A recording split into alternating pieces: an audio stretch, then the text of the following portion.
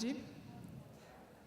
Eu já fico inicialmente feliz de ver tanta gente. Na verdade, eu não consigo nem chegar até onde está indo por causa das luzes, mas de ver tanta gente numa sexta-feira à tarde, com a praia aí na frente, para falar sobre educação. Muito legal. Eu quero só corromper um pouquinho as regras. O aviso aqui, né, que foi dado é para que ao final a gente vai fazer as perguntas. De fato, ao final a gente vai fazer as perguntas.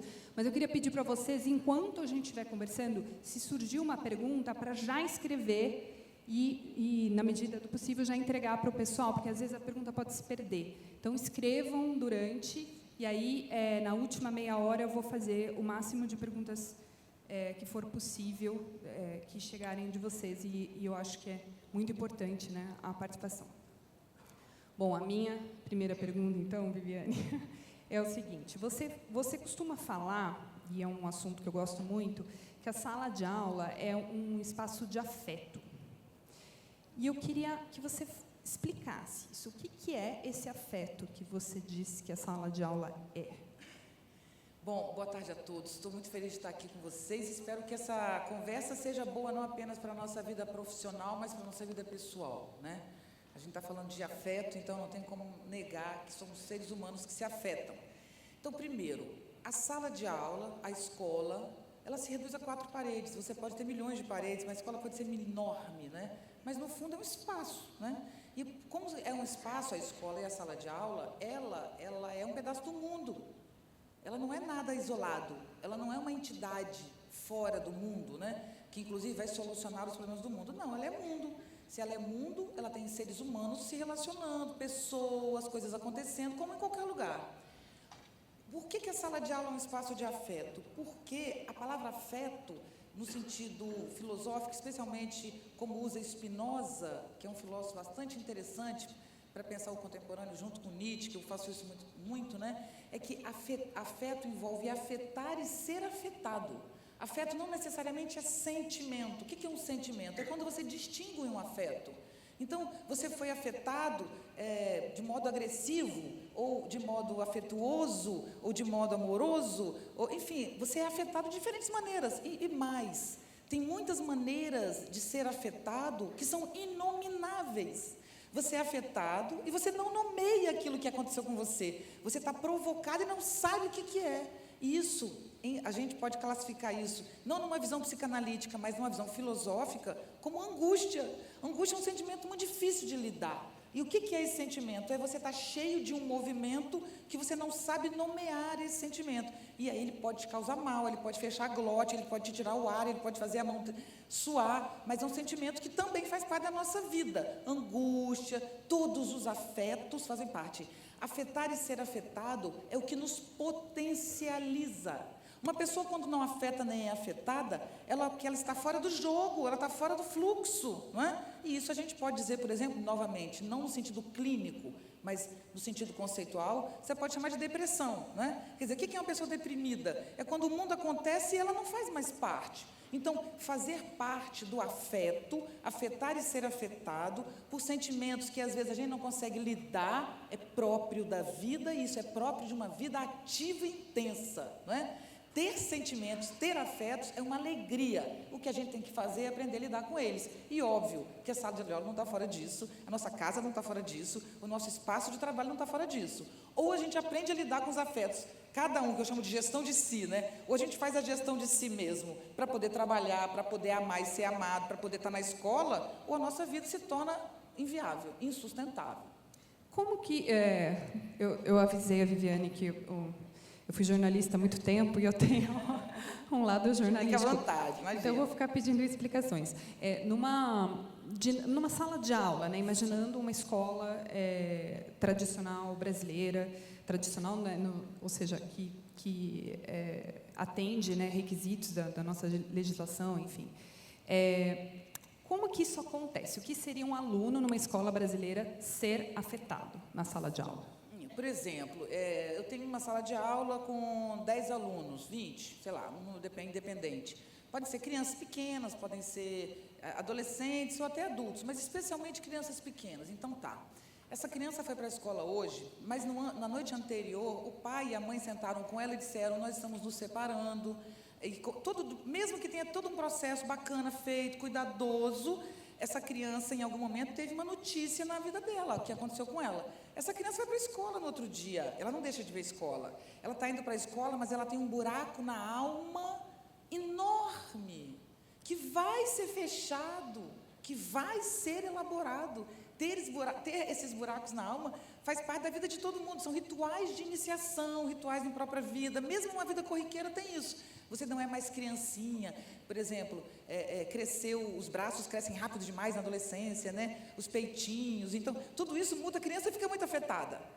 Esses afetos podem inviabilizar a aula acontecer, o espaço de conhecimento acontecer, e essa mesma situação que pode inviabilizar, ela pode tornar a melhor aula do mundo, exatamente se a gente puder trazer isso.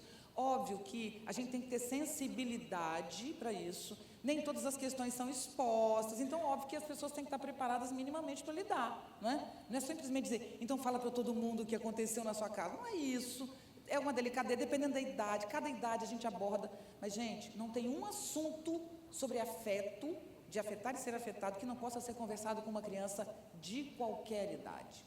A questão é como lidar, né? Mas não há, isso não pode ser tratado porque ela é pequena, não, pode por mito, pode ser tratado por história, pode ser tratado por brincadeira, agora o que não dá é para a gente fazer com que as crianças não se relacionem consigo mesmas afetivamente, porque isso se acumula e isso pode gerar problemas gravíssimos de convivência dela com ela mesma e com a sociedade, né?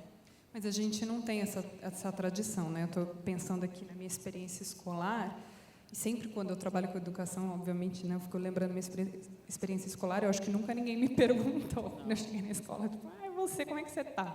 Você chega, senta e começa a aprender, né? Exatamente, e os professores, hoje a gente está mudando um pouco esse conceito, felizmente, mas toda inteligência, gente, é emocional, não existe inteligência emocional separada do resto.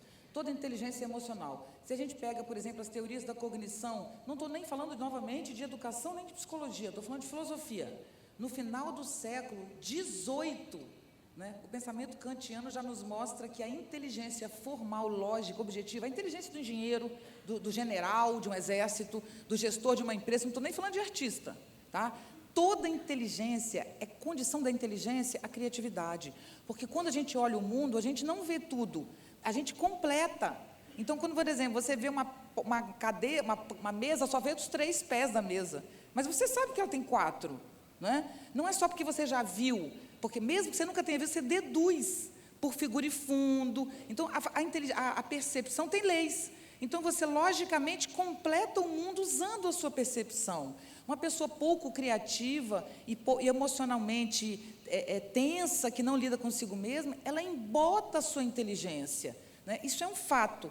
Então, cada vez mais, a gente está entendendo que o professor parar a sua aula, ou não começar, para dar conta de algo que está acontecendo ali, é o essencial para que o conteúdo se desenvolva. Não existe oposição entre o desenvolvimento cognitivo e intelectual de conteúdo e o afeto. Não existe oposição. O Paulo Freire, apesar de tão mal falado, eu aprendi muito Paulo Freire fora do Brasil, né? As pessoas gostam muito dele fora do Brasil. E um ponto que o Paulo Freire fala muito, que foi muito utilizado, era a tal roda da conversa, que senta, primeira coisa que sentou com crianças menores especialmente, né? Senta e 10 minutos no relógio, tá? 10 minutos, se demorar é um extra, mas 10 minutos. Cada um, nos 10 minutos, comenta alguma coisinha do dia. Não, estou bem, dormi mal, estou cansado, qualquer coisa.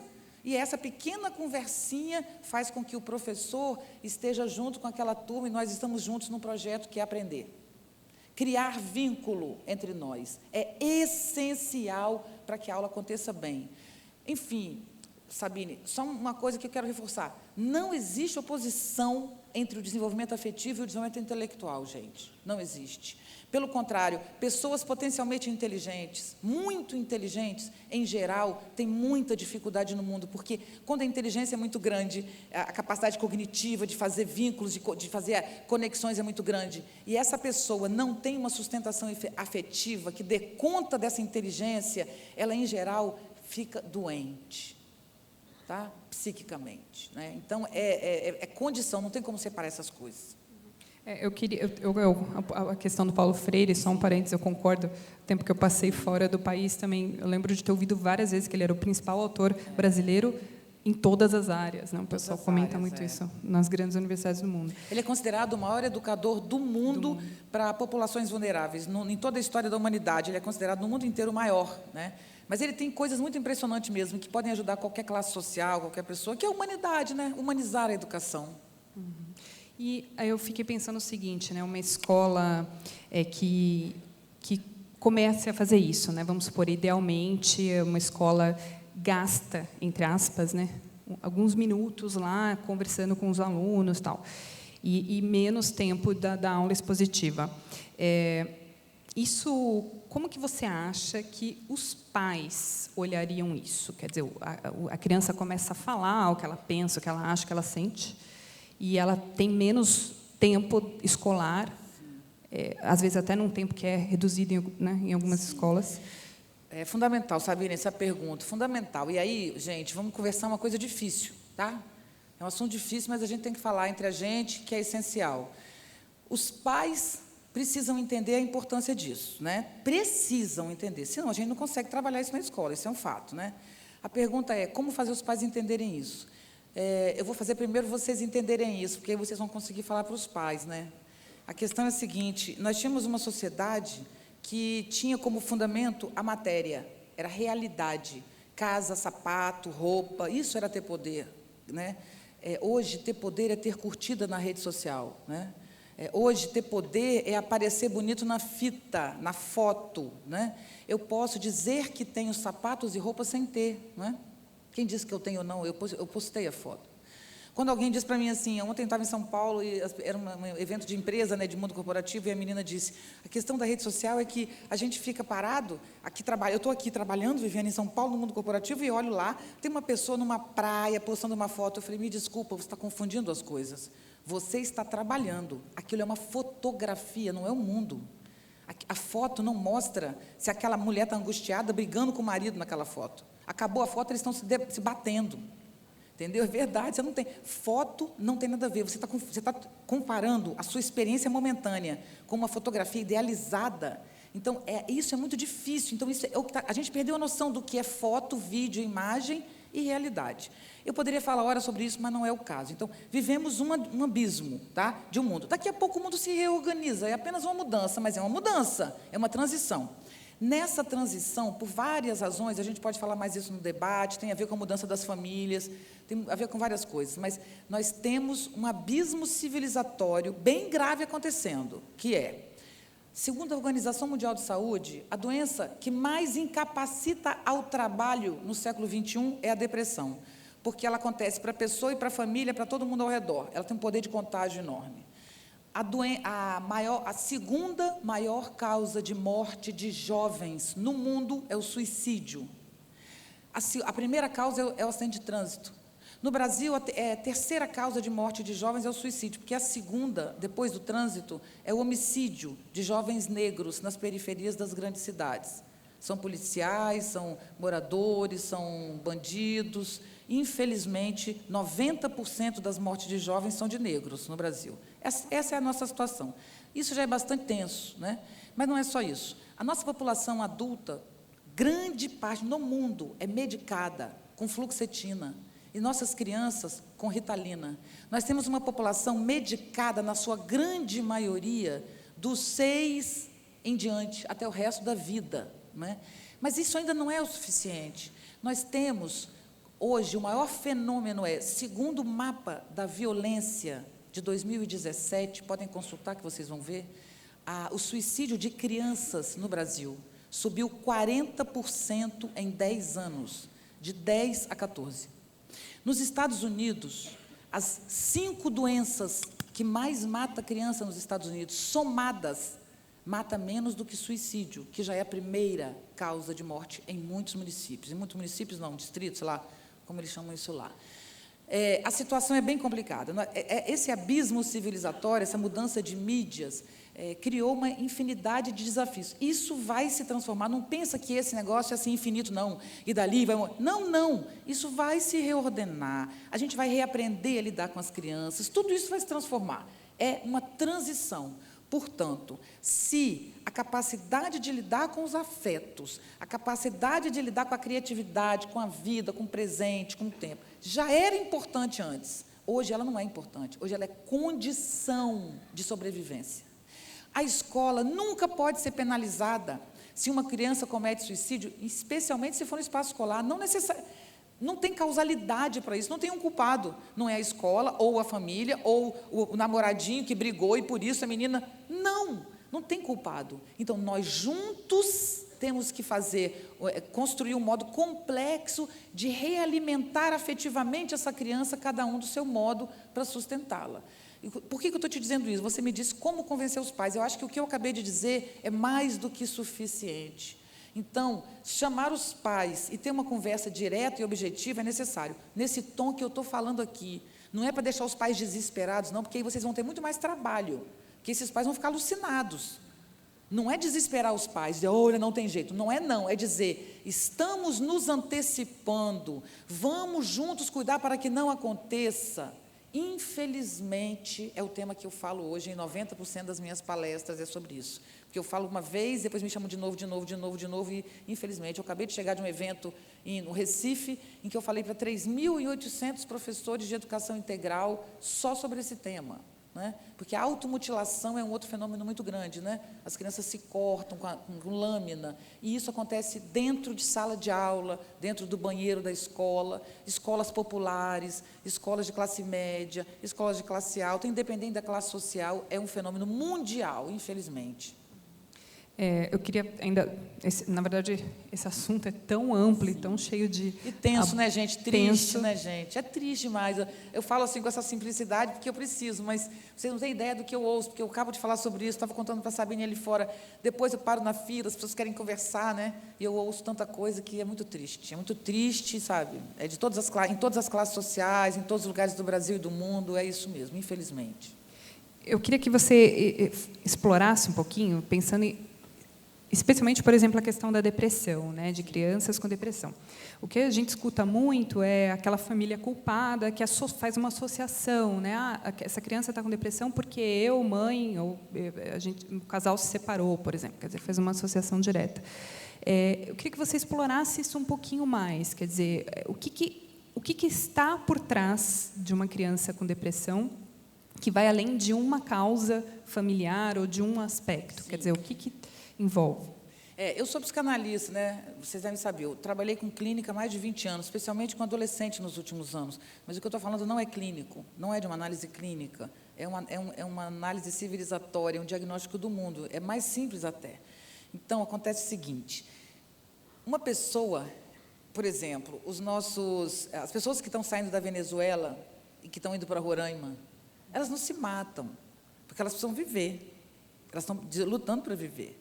Quando a gente tem a imigração na Europa, que a gente vê aqueles barcos, né, aquelas pessoas desabrigadas, elas não estão querendo morrer. Quando você olha numa favela, naquela situação horrorosa que a gente vive aqui no Rio de Janeiro, né, aquelas pessoas ali, elas não estão querendo morrer, elas estão fugindo da bala, elas querem viver. Quem quer morrer é quem não tem nenhum brilho na vida que a atinja. E isso tem a ver com o corpo, né? Quando uma pessoa, isso é uma dica que eu dou para todos vocês, não só para as nossas crianças, o corpo é a fonte de infinitos afetos, de sensações inacreditáveis.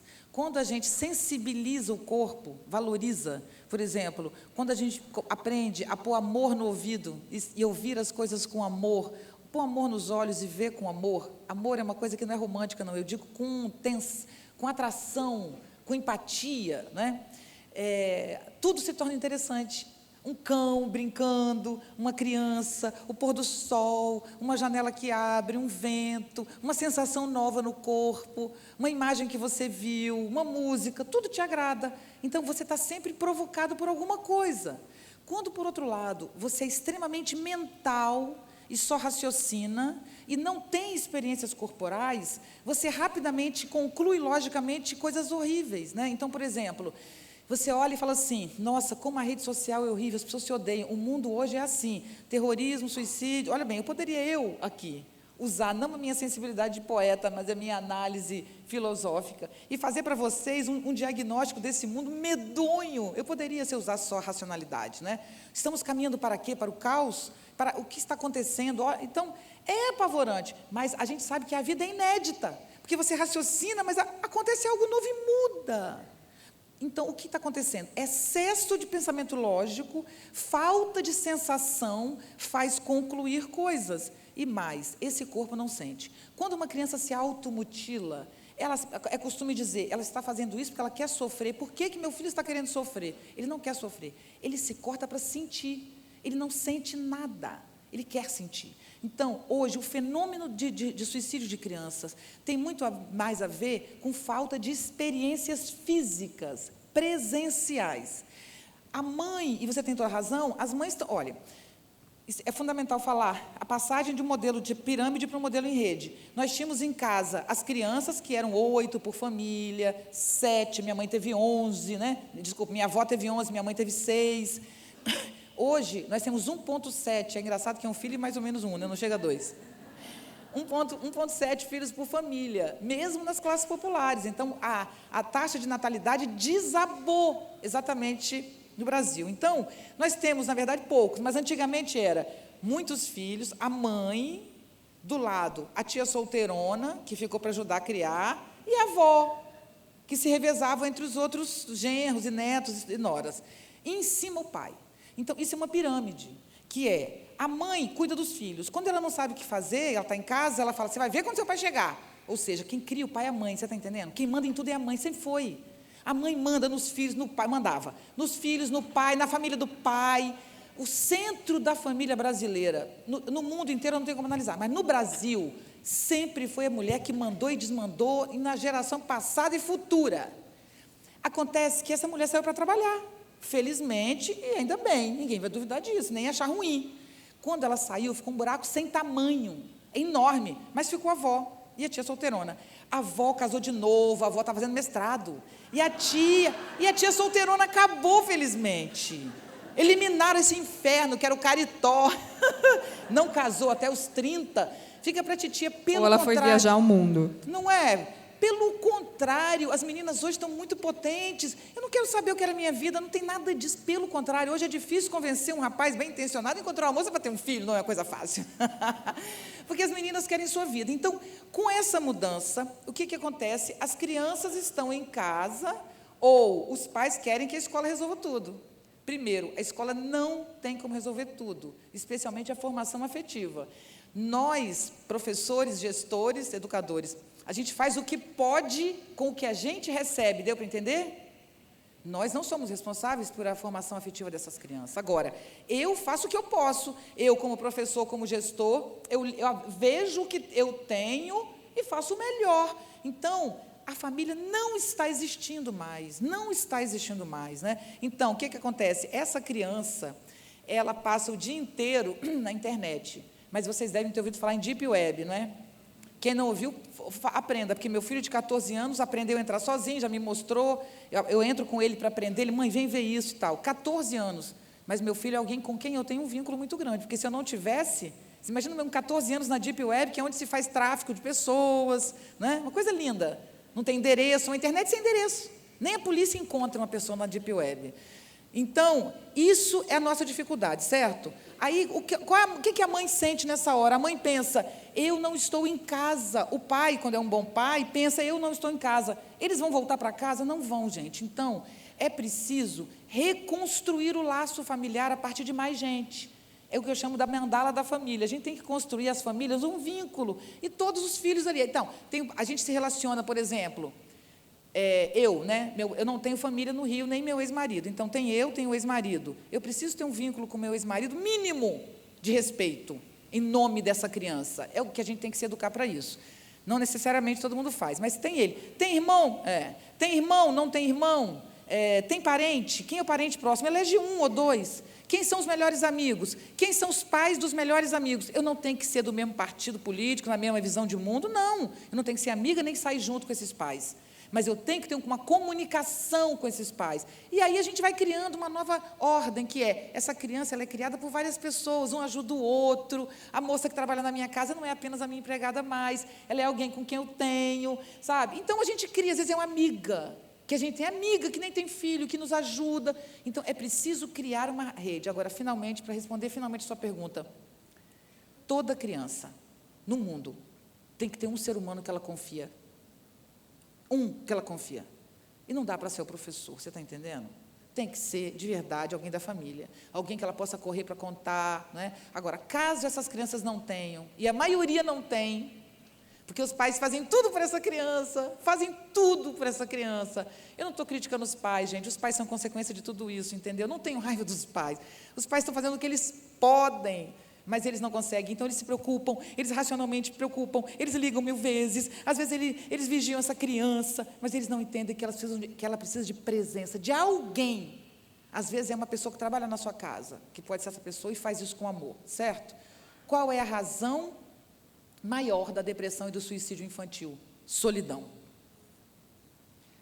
É interessante destacar que a questão da presença não é necessariamente a mãe estar presente fisicamente o tempo inteiro, que é a piração de muitas mães, né? Que aí leva a outras questões e até culpar o filho porque deixou... De jeito nenhum, mas tem que ter uma pessoa para a física. Então, por exemplo, eu estive em São Paulo essa semana toda, né? A moça que trabalha na minha casa, que eu disse, ela não é uma empregada apenas, ela é a pessoa com quem eu me relaciono, porque eu preciso dela, eu criei um vínculo além, né? Ela é um pouco educadora, porque ela cuida dele, eu dou dicas, não dá mole para o Davi, você está protegendo ele, Lene, eu falo com ela, olha, tá, viajei, ela está lá e é alguém com quem eu confio, mas eu mantenho vínculo com meu filho pelo telefone o tempo inteiro, mas não é cobrando, não. Eu ligo para ele e falo, Davi, olha isso que eu acabei de ver, olha aí, eu mando para ele, ele vê. Aí a gente fica discutindo, olha que barato, não sei o que lá. Aí bato o papo, converso, pergunto como é que ele está, não é vigiando ele. Aí desligo, daqui a pouco eu ligo de novo, falo, estudou? Ai, Davi, ontem ele passou a prova de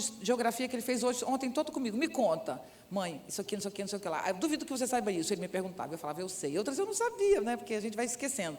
Então, esse vínculo. Então, o que eu quero dizer é o seguinte, primeiro eu falei para pais, todo mundo aqui é pai ou mãe ou tio, né? Esse papo foi para vocês como pais. Para quê? Para vocês se sensibilizarem como pais. E não terem raiva dos outros pais, porque às vezes os pais fazem coisas na escola que a gente fica, né? Você sabe, eu conheço a realidade de vocês, né? Saibam que eu conheço. Mas tenha tolerância, porque esses pais também não sabem o que fazer. É fundamental formar os pais, é fundamental conversar. Pelos índices que eu falei, né, pelas dificuldades que eles estão tendo, que não é culpa deles, e a gente dizer, eu faço parte da sua rede, essa escola é parte da sua rede, mas ela não é tudo, entende? Vamos ampliar essa rede. Com quem mais você conta, pai, mãe, além de mim, professor e escola? Nós estamos fazendo o nosso trabalho, mas mais quem você tem? Essa é a nova sociedade, gente. A gente precisa de mais gente para viver bem. Não dá para cada um por si mais. Agora, Viviane, essa preocupação, obviamente, fundamentada, né, com o que está acontecendo, com esse aumento de depressão, aumento de suicídio, a condição das crianças, né, ela não pode levar a uma superproteção, tanto da família quanto das escolas, e aí tem um efeito contrário, porque, nesse caso, a criança não vai conseguir se desenvolver emocionalmente de maneira autônoma? Por falar desse tema, eu tenho alguns casos que eu já acompanho, né? Porque tem os índices de suicídio onde a criança consegue executar, mas as crianças tentam muitas vezes sem conseguir, né? Porque a criança é muitas vezes pequena e tal. Então, tem muitas histórias de tentativas mal-sucedidas. Às vezes até para chamar atenção, né? Não é necessariamente querendo, às vezes é para chamar atenção e consegue, infelizmente. Então, alguns casos que eu acompanhei refletem o que você está dizendo, mas eu quero generalizar não só nesse caso, para tudo, que num dos casos, é uma menina que tentou suicídio com 11 anos de idade. Essa menina hoje não vai à esquina sem nem sozinha, nunca não faz nada sozinha, a família se desesperou, e eu estou tentando dar umas dicas, que é exatamente o contrário, né? Essa criança esse adolescente, essa menina, ela tem que aprender a lidar consigo mesma sozinha, né? Não dá para ter o tempo inteiro alguém com ela, é impossível, né? Então, essa superproteção é exatamente o contrário. Nesse caso, é exatamente o contrário. Mas eu entendo, novamente, a família. Mas o que você faria numa hora dessa, né, gente? É desesperador para um pai. o que acontece no geral? Quem tem consciência dos índices, dos dados, fica tão apavorado, às vezes não é nem por esses dados, às vezes é mais por contemporâneo, né? Muito cobrado, né? Quer ser perfeito, que aquela mandala toda que eu falei que se desfez, o que acontece? Os pais estão fora o dia inteiro e põem as crianças numa boa escola. Quando chega à noite, o que faz? Porque está com culpa, dá presente. O que faz no fim de semana, porque está com culpa, porque ficou a semana fora, protege. Né? Então, nós temos crianças sozinhas na internet, navegando inclusive na Deep Web, mas são absolutamente infantis. Não sabem lidar com nada, têm tudo na mão, são protegidas. A única solução, gente, que é o caminho do futuro, eu faço muito diagnóstico, ontem mesmo no evento me perguntaram, como é que você vê o ser humano no futuro, como é que é o futuro? Ou nós amadurecemos mais cedo, ou nós não sobreviveremos como espécie. Se o índice de natalidade caiu drasticamente, se os jovens estão sendo assassinados nas periferias, se os jovens estão se matando, crianças e jovens se matando, nós vamos chegar em 20 anos no Brasil sem mão de obra de jovem adulta para sustentar os velhos. Nós cada vez vivemos mais, 80, 90 anos. Então a população velha cresce exponencialmente e ao mesmo tempo diminui drasticamente os adolescentes, crianças e jovens em função desse quadro. Isso é extremamente delicado e perigoso, entende? Isso vai ter que se transformar. Então, nós todos temos que nos unir em direção a isso e entendendo as dificuldades dos pais, das mães e reconstruindo esses laços, é a única possibilidade. Mas a sua pergunta eu pulei, eu não respondi. O que você perguntou mesmo? Desculpa. Eu fui tão longe, né, que eu não voltei. Se essa preocupação dos pais e das escolas com o que está acontecendo, da superproteção. Não poderia levar à superproteção. Então, finalizando, é exatamente isso que... Muito obrigada. Que vocês podem ver na Índia, na China, tem uma coisa desse tipo que eu vou falar, mas muito esquisita, muito exagerada. Às vezes na Coreia também, muito estranho, que é crianças de 2 anos, que você vê na internet, que já fazem sua própria comida, já viu isso? É muito esquisito, né? Aquilo é apenas o extremo, é muito esquisito, por favor, não é exemplo. Mas aquilo é o extremo do que eu quero dizer. Claro que aquilo é extremo, porém, nós não podemos mais ter uma criança de 5, 6, 7 anos de idade que não tenha noção das coisas, noção de dinheiro, noção de roupa, de jogar no lixo, de cuidar, de resolver. Não tem como. A gente tem que ter crianças que possam se defender. Olha só, ou nossos filhos ficam maduros para se defender da internet, internet que eu digo é a invasão de tudo que pode acontecer nesse espaço, né? Ou nós não temos sociedade. Eu disse que ia acabar o mundo por isso, né? Porque não tem criança nascendo, só tem velho. O mundo, no evento de inovação que eu fui, o senhor falou para mim, não vai ter problema de mão de obra no futuro. Eu falei, não, como não? Ele falou, vai estar tudo robotizado. Eu falei, que sociedade linda, robôs e velhos. Imagina que felicidade viver com robô e velho. Eu estou fora. Eu estou fora. Enfim, gente, é o contrário de superproteger, de ficar atrás, de supercontrolar. Né? Em São Paulo, é um fenômeno muito forte em São Paulo, isso, eu faço muitos eventos lá, e uma professora me disse, avisa isso, porque a gente está vivendo um fenômeno aqui. Eu falei, o quê? As mães parando de trabalhar por culpa, não trabalham mais, passam o dia inteiro vigiando as crianças, e Viviane, os resultados são muito piores, os filhos viram uns cães ladrando, porque você imagina uma mãe o dia inteiro frustrada por não estar trabalhando, e resolveu cuidar da criança, a criança não respira e a mãe está lá. Não é isso, por favor, né? Então, a gente tem que ajudar os pais, trazer os pais para junto. Agora, não fazemos milagre. A escola não pode fazer milagre, gente, ela não pode fazer milagre, e os pais têm que entender isso. Você sabe que eu também, na minha trajetória de jornalista, eu entrevistei muitos políticos, então eu estou acostumada, quando não respondem, mas então... Fica tranquila que eu pergunto de novo de outro jeito. Agora, a gente falou muito, né, da questão que é uma questão preocupante, né, depressão, situações extremas. Mas tem a criança, e principalmente o adolescente, que não está com depressão, enfim, está vivendo lá normalmente, mas ainda assim é um ser humano e tem oscilações. Né? A gente conversou sobre oscilações. Ninguém é todo dia super feliz, ninguém né, você é feliz, mas um dia você está triste, aconteceu uma coisa, brigou com um amigo, ficou chateado. Tal. Isso também é também existe uma literatura sobre isso, eu também observo que existe uma superproteção em relação a isso também. Quer dizer, impedir que a criança sofra por acontecimentos da vida.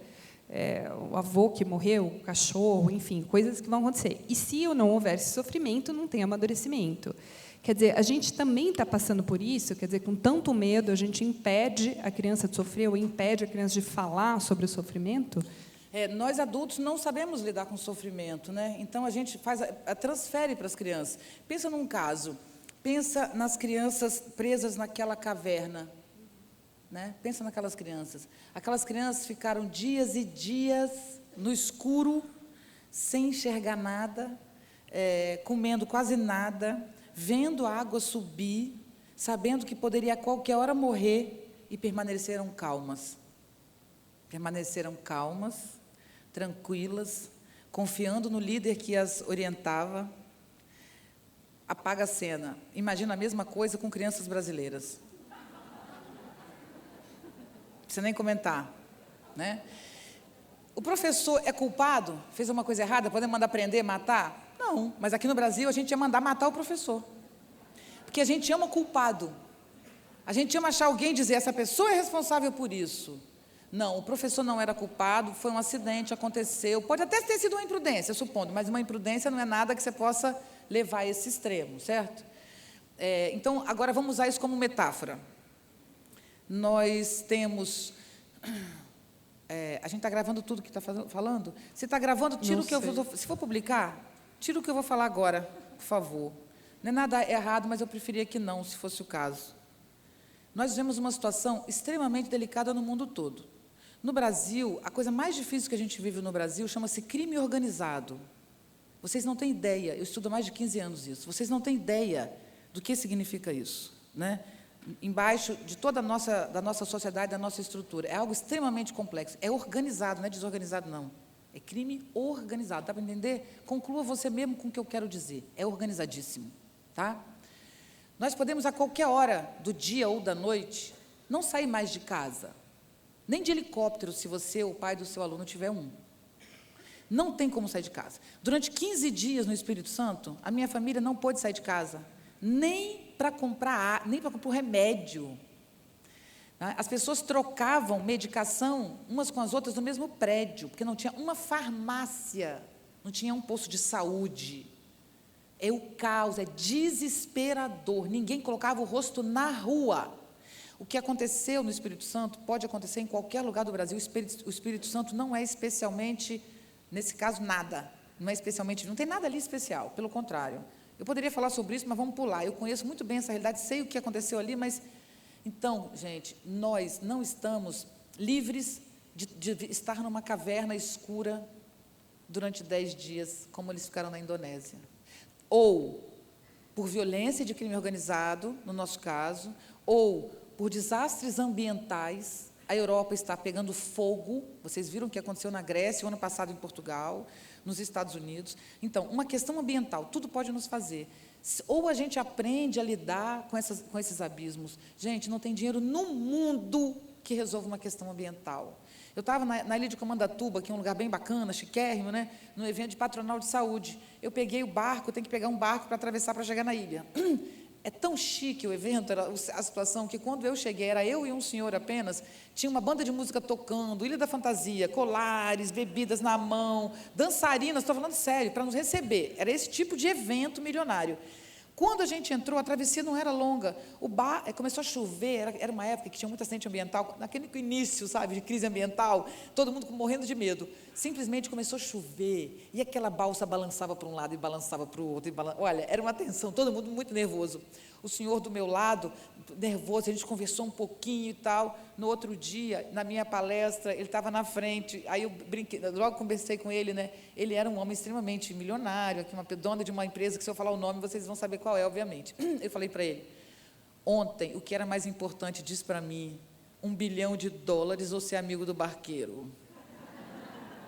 Que se o senhor tivesse... Depois eu brinquei na palestra, eu falei, se quem está no barco tratou eu e o senhor milionário, entramos no mesmo barco, o senhor destratou o barqueiro, humilhou o barqueiro, tratou o barqueiro como qualquer, porque eu sou milionário, certo? Eu, como não sou milionária, tratei o barqueiro bem, bati papo com ele, perguntei que lugar lindo. Se ele tivesse que dar boia para alguém, ele daria para mim, não para ele. Tenha certeza absoluta. Não aconteceu isso, não, estou viajando. Estou inventando. Né? O que eu quero dizer é o que, diante de situações de risco, o dinheiro não resolve. Diante de salvar ou não, que diferença se vamos todos morrer se você tem $1 milhão ou não? Entendeu? Então, essa é a situação do mundo. Ou a gente fica mais maduro. E o mundo é como se o mundo, a qualquer hora, pudesse ser uma caverna em que nós fôssemos ficar presos. Temos que aprender a lidar. Falem isso para os pais das suas crianças. Todo mundo está sensível para isso. Todo mundo sabe que o que eu estou falando faz sentido. Eles vão entender. Obrigada. Eu fiquei pensando como que isso pode ser trabalhado na escola. E quando você falava, eu falava, imagina, bota todas as crianças no barco, ou bota todas as crianças, fecha na sala de aula. Como que isso pode ser trabalhado na escola? Porque a gente tende a imaginar, né, quando a gente pensa em educação do filho, eu quero que meu filho tenha sucesso, né, eu quero que ele seja feliz e tal. Mas dificilmente acho que alguém faz esse raciocínio, que ele vai passar por situações extremas de risco, às vezes de tomada de decisão, e que o sucesso financeiro dele não vai fazer a menor diferença, né? Como que a gente trabalha isso? Primeiro, gente, isso que eu falei para vocês tem que ser falado para os pais. Então, tem que reunir os pais, sabe? Às vezes em grande grupo, às vezes em pequeno, e passar, às vezes, um vídeo. De repente, pode fazer um vídeo sobre isso, discutindo isso, já que, né, são muitas situações, são muitos pais que entram e saem, não dá para toda vez reunir todo mundo, sei lá, mas tem que mostrar. E são pessoas inteligentes, o público de vocês é um público bem formado, inteligente, rapidamente vai perceber, entendeu? Porque está acostumado, está lendo, vai linkar os pontos, entendeu? Não é difícil, mas a gente precisa tocar nesse assunto, precisa alertar eles para isso, entende? Não tem como não alertar, né? Agora, outra coisa que eu não falei, gente, que é outra coisa, assim, são situações muito difíceis, mas que a gente tem que aprender a lidar.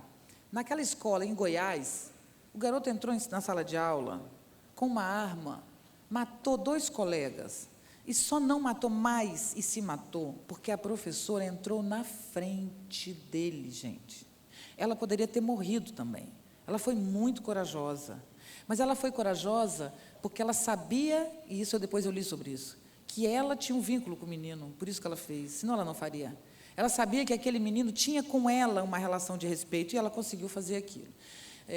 Não há nenhuma escola no mundo livre disso. Nenhuma escola. De uma criança entrar na sala de aula com uma arma, atirando em todo mundo, inclusive na professora. Quando aconteceu a primeira vez aqui no Rio de Janeiro, eu fiquei uma semana de cama, porque eu estudo isso há tantos anos, eu nunca achei que isso fosse acontecer aqui.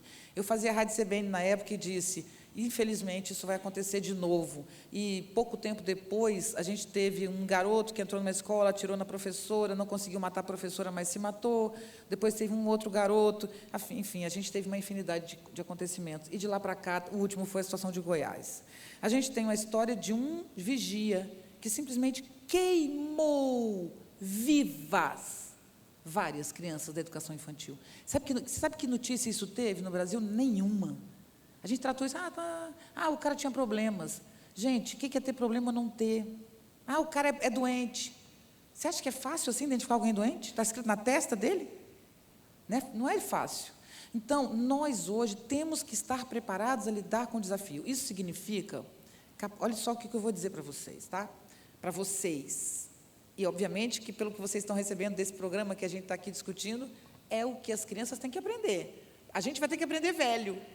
Mas as crianças vão ter que aprender cedo, que é, eu estou aqui falando com vocês, certo? Então, eu existo, eu estou aqui sentada, eu estou vendo vocês, nem tanto, porque está um pouco assim, né? Eu estou ouvindo, eu estou percebendo.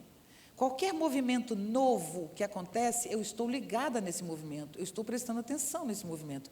Isso é o exercício da presença. Então, as crianças, desde pequena, têm que aprender a ouvir.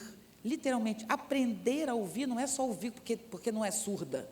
Eu não sou surda, eu estou ouvindo. Não. Há um aprendizado da escuta.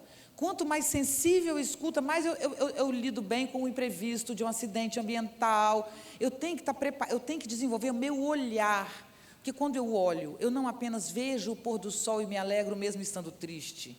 Vejo a Lagoa Rodrigo de Freitas e acho ela bonita mesmo. Não, eu vou também olhar rapidamente que eu falo muito isso. Eu estou num carro, eu tenho 16 anos, meu amigo tem 18, já dirige, tem carro, né? Eu tenho que saber que menino é aquele que eu estou entrando. Eu ensino muito para o meu filho de 14. Meu filho ainda não anda sozinho, mas são coisas que são... Percebe, se ele bebeu, você não pode entrar. Não é só beber, ele está nervoso, ele não bebeu, mãe, mas ele está com raiva do pai dele aquele dia, com muito... Não entra nesse carro, sinta o que está acontecendo. O acidente de carro é o que mais mata. As crianças têm que aprender a perceber, e elas não aprendem, gente, mas nós não aprendemos. Vocês não aprenderam. Nossa sociedade é lógica. Eu costumo dizer que nós temos uma cabeça obesa pendurada em um corpo raquítico. Mas é o corpo que nos defende. É o corpo. Então, eu chamo de dignidade. Dignidade é eu estar aqui com vocês. Olha, eu existo e eu estou aqui. Isso é dignidade. Agora, eu poderia estar com uma roupa toda rasgadinha e ainda poderia estar digna. Eu poderia não ter essa perna e estar de muleta. Eu poderia ter 200 quilos ou ter 35. Entendeu? A dignidade não quer dizer o lugar, sua condição social. A dignidade é posicionar-se, é existir. As crianças têm que aprender isso, sabe? Existir. Então, quem existe fisicamente, exercita essa presença. Isso tem a ver com arte, tem a ver com o espaço da escuta. Perguntar isso. Entende? A arte, a música, é fundamental. A escuta, um debate, falar sobre a vida, perder tempo batendo papo com um amigo, tudo isso é fundamental. Queridos e queridas, eu estou falando de coração, isso é um desafio para a civilização. Ou a gente educa jovens, lideranças, e no caso aqui são lideranças, porque a gente está falando de pessoas que vão dirigir o país, porque é classe A, que é o público aqui, né, os nossos alunos e pais. Então, isso em todas as classes. Eu estou falando isso para vocês porque eu estou aqui. Se eu estivesse falando para a escola pública, eu falaria de outra maneira, mas a mesma coisa. Ou a gente reconstrói a relação do humano consigo mesmo e com o mundo, ou não haverá mundo. Nunca diga que a culpa é da rede social. Está assim por causa da rede social, né? A internet que está fazendo isso. Meu avô falava a mesma coisa da televisão, gente. Não tem nada a ver, a internet não tem culpa de nada. É a nossa relação com a rede o problema. É a nossa relação familiar o problema. É a nossa relação com o sofrimento o problema. O sofrimento é condição da existência. Se sua vida vai muito bem, você mantém. Se sua vida vai muito mal, você a transforma. Deu para entender?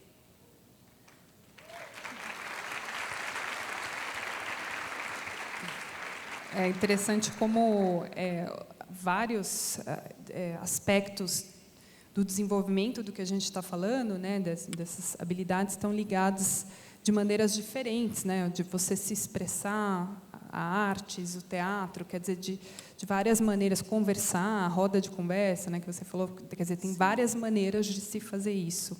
Queria lembrar, a gente está quase nos 10 minutos finais aqui da nossa conversa inicial. Quem não fez pergunta e quiser fazer... Não, mas agora vem a parte mais legal. Quem não fez pergunta e quiser fazer, pode entregar para o pessoal. Eu combinei com elas que elas já iam começar a me entregar aqui as primeiras perguntas. E antes de ir para essas perguntas, eu queria voltar um ponto, quando você estava falando lá do barco, e você falou muito rapidamente que as mudanças climáticas e tal. Aí eu fiquei pensando, a gente pode trabalhar numa educação fantástica, sensacional, em que as crianças, né, se expressam e aprendam a liderar, a ter resiliência, mas se isso não estiver junto, se isso não vier com questões de cidadania, de ética, a gente não pode correr o risco de formar grandes líderes para questões que não necessariamente vão beneficiar o mundo? Sim. Adorei sua pergunta, todas, inclusive. Você me deu a chance de falar uma coisa que eu defendo muito. Eu estou lançando um livro que se chama Nietzsche Hoje, o Abismo Civilizatório, onde eu analiso essas questões como uma mudança. Disso. Nem sabia disso. Que discute as mudanças da própria civilização. Nós temos que nos relacionar... Para falar a verdade, eu estou tentando disfarçar, mas eu esqueci a sua pergunta.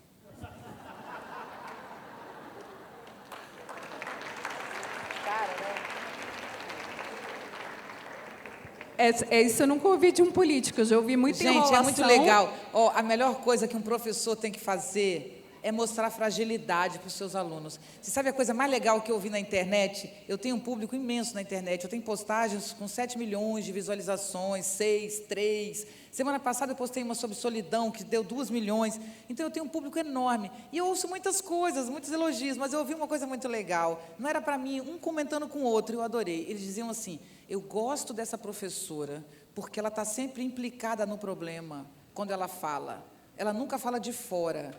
Então, essa coisa de ser humano para as pessoas é muito agradável, e nós somos, né, gente? Por favor, eu sou mãe, tenho filho, né? Então, eu esquecer torna vocês muito mais meus amigos do que eu não esquecer. Vocês estão entendendo? Eu tenho certeza que vocês gostam mais de mim e riram junto comigo. Então, por que eu tenho que estar aqui me mostrando uma intelectual impecável que não esquece? Para que isso? Não é isso que a gente precisa. Então, é exatamente assim, esqueci mesmo. Agora ajuda. Para mim esqueceu, porque a pergunta está toda truncada. Então eu fui tão animada a falar do livro que eu fui embora, esqueci. Reformulando, então, a questão é, a gente pode ter grandes líderes e pessoas altamente com habilidades sociais, ou o nome, né, que a gente der, quer dizer, que lideram, que estimulam, que são resilientes, conseguem resolver coisas, mas que não necessariamente são líderes para o bem. Eu não vou nomear, mas acho que talvez pessoas estejam pensando em nomes, né, de líderes atuais, que não necessariamente estão conduzindo o mundo para um mundo melhor, mas são líderes e têm habilidades sociais. Quer dizer, como a gente, então, o que falta? A gente precisa trabalhar habilidades e também ética e também cidadania? Então, nesse livro, eu pensei uma coisa, na verdade foi uma palestra que eu fiz até para um grupo religioso imenso de padres da PUC do Paraná, que é o princípio de fragilidade. O que é o princípio de fragilidade? Isso de alguma maneira tem na Grécia, uma hora eu conto a história inteira, mas é mais ou menos assim. Quando eu tenho consciência plena da minha condição existencial no mundo, significa que eu tenho clareza de que um dia eu nasci e um outro dia eu morrerei, espero que demore bastante, mas quando eu tenho clareza que a vida é um intervalo entre o nascimento e a morte, quando eu tenho clareza que o nascimento é uma probabilidade, uma possibilidade, mas não é uma certeza, porque pode não nascer, né? Pode morrer antes de nascer, mas que a morte é a única certeza, o nascimento é uma possibilidade, mas a morte é a única certeza absoluta. Quando eu tenho clareza da finitude, né, eu tenho uma coisa que se chama modéstia, que é, se eu tenho clareza de que eu posso morrer a qualquer hora, não apenas eu, mas quem eu amo, as pessoas que eu gosto, né, isso me faz valorizar muito o presente, muito, porque eu posso estar aqui com dor de cabeça, mas isso não é o fim do mundo. Eu não vou dizer, perdi meu dia porque você me falou uma frase. Não, eu não gostei da sua frase, mas eu não vou perder o meu dia, não, porque quem sabe eu não terei um dia amanhã, né? Então, quem sabe, essa coisa dá muita intenção. Agora, o mais importante do princípio de fragilidade é entender que a morte é algo que nós não estamos protegidos dela, mesmo você sendo milionário, lindo, maravilhoso, poderoso, grandioso. Você pode, antigamente, no Brasil, a gente dizia muito isso, dizia assim, tem que vencer na vida. Vencer na vida era ter dinheiro. E ter dinheiro, isso era muito brasileiro, era poder curar o seu filho de uma doença levando para os Estados Unidos, por exemplo, se ele precisasse. Mas hoje, gente, até americanos vêm ao Brasil, porque a gente tem especialistas incríveis no Brasil, né? Então, nós não precisamos sair do Brasil. A gente ainda precisa de dinheiro para se tratar, mas as coisas vão se transformando, o fato é que hoje, você pode ter o dinheiro que você quiser, mas você não livra o seu filho do maior sofrimento, que é o suicídio, a automutilação e a depressão. Ter dinheiro não resolve a nossa vida. O Papa Francisco, eu não sou nada religiosa, eu estudo Nietzsche, mas o Papa Francisco é uma liderança inegável. E o Papa Francisco diz coisas incríveis, ele diz, todos estamos no mesmo barco, pobres e ricos. O caos não beneficia ninguém, todo mundo está infeliz. O índice de suicídio entre ricos é altíssimo, só que ele é pouco divulgado, então, em geral, aparece sempre classe B e C. Mas não é verdade. Os jovens que estão em casa sem conseguir trabalhar, cujos pais dão um carro para esse menino quando faz 18 anos, ele nunca ligou o carro, está na garagem, eu canso de passar por isso, porque não tem motivação para gastar o dinheiro do pai. Então, tudo isso nos aproxima muito. Então, o que é o princípio de fragilidade? É a gente entender que nós somos ninguém, somos pequenos e que a gente se fortalece a partir do convívio também. Então, eu preciso do outro para viver. Mas não é só isso, eu preciso da lagoa, eu preciso do meio ambiente, eu preciso que o Brasil politicamente vá bem. Então, eu atuo. Então, só é possível hoje um líder inteligente, e eu já disse que toda inteligência emocional é um líder dizer, eu quero me dar bem, né? Mas me dar bem significa criar uma ambiência favorável ao redor de mim, né? Isso é uma consciência que as novas gerações estão tendo. Ou seja, não adianta você ser milionário quando a água sobe. Não adianta você ser dono de uma mansão que pega fogo e você tem que abandoná-la inteirinha. Não adianta você ser milionário e o barco balançar, como aconteceu lá na nossa viagem, né? Então, a crise ambiental, a crise social, a crise institucional e econômica, a relação dos Estados Unidos com a Rússia, com a Coreia do Norte, com a Coreia do Sul, tudo isso quem é inteligente sabe, todo mundo, nosso público sabe. A instabilidade do mundo é inacreditável. Todos precisamos uns dos outros. Essa é a consciência de liderança que a gente tem que dar.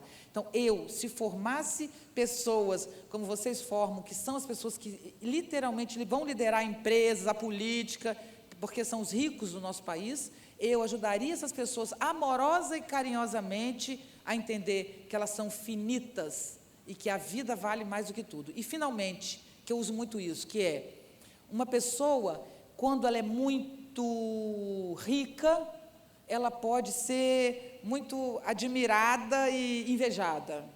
Uma pessoa, quando ela é muito bonita, ela pode também ser invejada. Uma pessoa, quando é muito inteligente, muito sábia, ela pode ser admirada.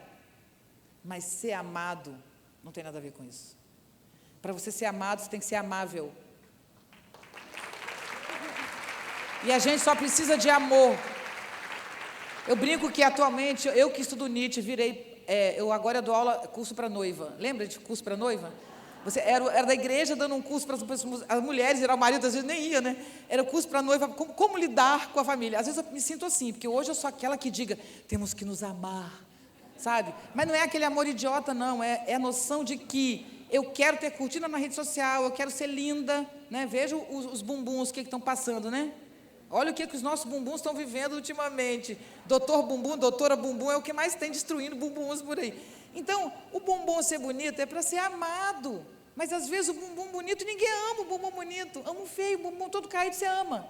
Porque a pessoa não ama um bumbum, ela ama um ser humano, né? E sendo rico ou pobre, isso a gente pode ensinar, pode. Nossos jovens têm condição de aprender. Na minha época, não tinha condição de aprender. Na minha época existia a arrogância do dinheiro. Hoje o dinheiro também pena e sofre. Está todo mundo em condição de aprender a amar e ser amado. É outro mundo. Você estava falando, eu lembrei de um TED que eu assisti, um dos mais bacanas que eu já assisti, que é de um menino, um pré-adolescente, que ele fala que ele entra na escola, e daí ele aprende que ele tem que aprender isso, aquilo, porque com isso ele vai chegar numa boa universidade, ele é americano, né, norte-americano. E com isso ele vai ter sucesso, e com isso ele vai casar com uma esposa legal, e com isso ele vai ter uma família feliz, como se fosse uma sequência lógica, e com isso ele vai ser feliz. Aí ele fala, mas eu olho em volta, eu não vejo pessoas felizes. Tipo, o que está acontecendo? Né? Quer dizer, talvez a gente está aprendendo muito o cognitivo, como se isso fosse levar a ser amado e ser feliz, porque leva ao sucesso, ao dinheiro, sei lá. Mas não é esse o caminho linear, né? Quando a gente está numa situação muito ruim, você pensa assim, eu não sou capaz, porque eu fiz isso, a gente se tortura muito, o nosso maior inimigo é a gente mesmo. Nietzsche diz que o homem é um ser doente de si, ninguém te faz mais mal do que você mesmo, do que sua má consciência, sabe, do que a autopunição, isso é muito, enfim, tem 1000 razões para isso, né? Agora, nós estamos o tempo inteiro construindo um modelo de vida e adotando um modelo de vida que é ilusório. Então, você criou um modelo ilusório, você, os pais dos seus alunos, um modelo ilusório. Aí você tenta conseguir, não consegue, porque não vai mesmo conseguir mesmo aquilo ali, aquilo é uma ilusão. Aí no final você é que se pune por uma coisa que você nunca conseguiria mesmo. Entende? A palavra felicidade, gente, é uma palavra muito difícil. Pensa bem, eu quando tinha 22 anos, namorei um cara durante alguns anos, ele era o mais bonito, ele era o mais bacana, as minhas amigas morriam de inveja daquele meu namorado, era uma coisa, sabe? E eu me senti o máximo, até que ele me deu um chute daqueles bons, sabe? Que você roda. Então, eu fiquei mal, eu fiquei alguns anos com ele, mas eu fiquei muito mal, para mim a vida ia acabar, aquilo ali assim, era o homem da minha vida que eu perdi, né? Então eu demorei a me recuperar. Bom, me recuperei, mudei, inclusive de Vitória, fui embora. Anos depois eu volto lá, quando eu vi a pessoa, eu falei, que sorte. Entendeu?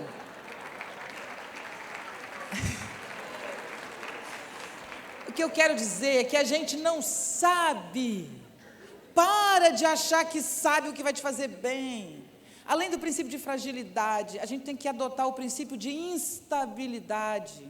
Para com essa agonia de ouvir os nossos analistas nas nossas TVs oficiais o tempo inteiro, que não tem paciência mais de ver nada. Os analistas políticos, da televisão, do jornal, todos esses que vocês conhecem. O Brasil vai demorar 20 anos para sair dessa situação. Fala sério, acorda, jacaré. O mundo muda rápido. Basta, eu não estou querendo isso e ninguém quer, mas basta um conflito internacional grave, do tipo Coreia do Norte, Estados Unidos, que nós somos o celeiro do mundo de alimento. Nós podemos ser o país mais rico do mundo de uma hora para outra. Basta uma crise internacional que não nos envolva. Gente, quando começa a soltar, os aviões quando os vulcões na Europa começam a soltar sua fumacinha, os aviões não podem sair do lugar, não podem. E você sabe o que é a aviação no mundo? É de negócios, não é de turismo. Então, se os aviões não podem voar, as empresas não podem exportar. Não tem como sair, não é de navio que você vai exportar carne para demorar um tempão para chegar. E a gente tem, e a gente não tem vulcão. Então, gente, tudo muda a qualquer momento. Então, desculpa, eu tenho que falar isso que vocês vão gostar. Uma garota foi me entrevistar, novinha. Aí, falando de coisas horrorosas, aí eu dei a minha visão, que é otimista. Eu falo, não, a coisa... Ai, Viviane, ainda bem. Eu falei, por quê? Ela falou, eu sou jornalista, eu tenho 24 anos, eu vejo o mundo com muita alegria, eu quero o mundo, eu vejo que o mundo tem problemas, mas eu me sinto muito estimulada a atuar, porque esse é o mundo que eu conheço, eu nasci com um mundo que tem esses problemas, eu quero atuar. Mas os mais velhos, que são aqueles que acreditaram em alguma coisa que não aconteceu, dizem que o mundo não tem jeito, não tem para eles, que já perderam o tempo deles, mas para mim tem. Eu quero ter o direito de acreditar que eu posso transformar esse mundo, mas a gente não está dando essa chance.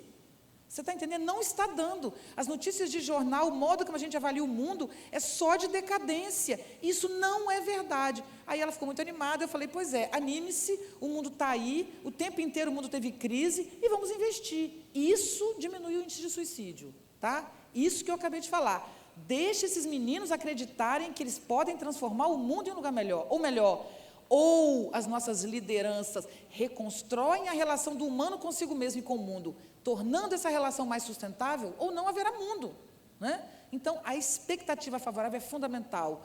Professores, vocês têm que trabalhar com os professores, o professor pode sentir o que ele quiser, ele pode manifestar os seus afetos, tudo isso é muito permitido, mas um professor tem que ser o porta-voz de uma expectativa favorável, Eu posso, como professor, criticar 300 coisas, mas eu tenho que botar uma que ela é afirmativa e possível para esses alunos, ou eu estou eliminando a possibilidade deles terem um futuro.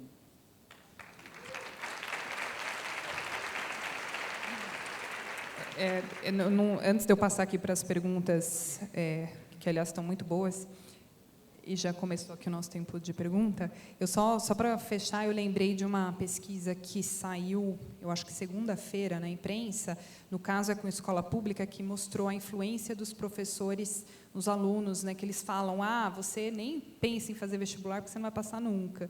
E aí os alunos automaticamente param de pensar, quer dizer, é uma influência muito grande. Ou quando você fala para a menina que é boa em matemática, você fala, mas matemática é coisa de menino.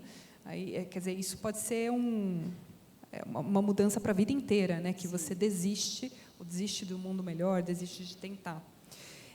Bom, a primeira pergunta aqui, bem interessante, fala o seguinte, eu passei por uma situação em uma reunião de pais em que apresentei os resultados, entre aspas, das aulas do LIV. A mãe ficou muito brava quando falei que os alunos me escolhem para partilhar situações da vida, me pedem conselhos, me pedem ajuda. Isso aqui eu também já ouvi, quer dizer, está falando de coisa que acontece em casa, está falando para a professora, né? Ou professor. Como lidar com esses pais e com essas questões? Pois é aquilo que eu disse para vocês, é preciso chamar os pais conscientemente e dizer, olha, nós vivemos um momento assim, nossos pesquisadores, nossos professores, nós trabalhamos com consultoria, esses consultores nos mostraram esses dados. Aí a gente tem esses dados que eu falei para vocês. A gente tem um mundo passando por uma situação difícil, a juventude vive a maior crise da sua história, a juventude está em conflito consigo mesma. Isso não é um fenômeno brasileiro, isso é um fenômeno internacional. E nós, aqui na escola, decidimos abrir espaço para que os jovens pudessem se manifestar. Nossos professores estão preparados, aí tem que ajudar nessa direção e dizer, olha, nossos professores estão preparados para ouvir, o objetivo aqui não é saber da vida pessoal de ninguém, inclusive os filhos de vocês, quando falam, eles falam de uma maneira genérica, a gente não busca entrar na vida pessoal de detalhe, a gente sempre traz isso para uma questão geral, nós somos treinados a não entrar no específico, nós somos treinados a discutir essa questão como um problema humano. Então, o nosso trabalho é discutir as questões da humanidade com seu filho. E a gente até muda o caminho quando ele vai muito para o específico. Nós não queremos saber a questão dele, mas nós precisamos saber como seu filho se sente. A senhora me desculpa, mas é fundamental. Tenta saber. Eu tenho certeza que os pais, porque, gente, os pais, ninguém sabe os índices que eu estou falando para vocês, porque a própria imprensa tem por hábito não publicar a palavra suicídio. Sabe por quê, gente? Porque, infelizmente, a palavra suicídio e o próprio suicídio contamina. Então, todas as vezes, foram feitas pesquisas no mundo, quando uma pessoa se mata, várias outras se matam. Hoje, eles dizem muitas vezes de líderes, de jovens, né, músicos, estão se matando muito, muito de banda, muito, muito, muito. Esse ano foram 15, sei lá, diferentes. Tem uma história que um se matou, o amigo comentou, anos depois o amigo de outra banda, que era amigo do que se matou. Aqui a gente teve o Chorão e o outro, né, o Champignon, sei lá, não era o nome do garoto também, o Chorão se matou, logo depois o Champignon se matou, que substituiu o Chorão. Então, isso existe muito na juventude. Então, a gente precisa, talvez, construir um materialzinho básico para mostrar para os pais isso, porque eles não sabem. Se eles souberem o que eu estou falando para vocês, eles não vão dar trabalho para vocês, gente. Eles vão se tornar parceiros. Eles não sabem. Os pais ainda estão preparados, sabe para quê? Meu filho precisa de um futuro. E o futuro é aquilo, é trabalhar, crescer, conquistar uma faculdade, conquistar uma família e ser feliz, né? Então, a gente tem que mostrar para eles que isso acabou, que não é bem isso. Tá? Então, é delicado. Eu estou dizendo para vocês assim, não é fácil essa tarefa, mas é necessária. E a gente precisa construir um acesso a esses pais. Se a gente acessar, vai ser muito mais fácil. Muito mais fácil. A imprensa segue uma recomendação da Organização Mundial de Saúde, né, sobre essa questão do suicídio, baseada na ideia de que é a seguinte, se a imprensa fala sobre suicídio, e principalmente se explica o suicídio, isso pode ser visto como uma saída para alguém que está sem saída. Então, a pessoa, né, recebe aquela informação e fala, nossa, encontrei minha saída. Mas é interessante também destacar, só para puxar isso, caso eu tenha ficado no ar, que não significa que a gente não pode falar sobre suicídio, né? A imprensa tem uma abordagem, mas a escola tem outra. Então, é preciso falar sobre suicídio. Certo. Inclusive, a imprensa mudou o posicionamento. Eu fiz uma entrevista longa em Belo Horizonte, para aquele jornal de Belo Horizonte Maior, que não me lembro o nome.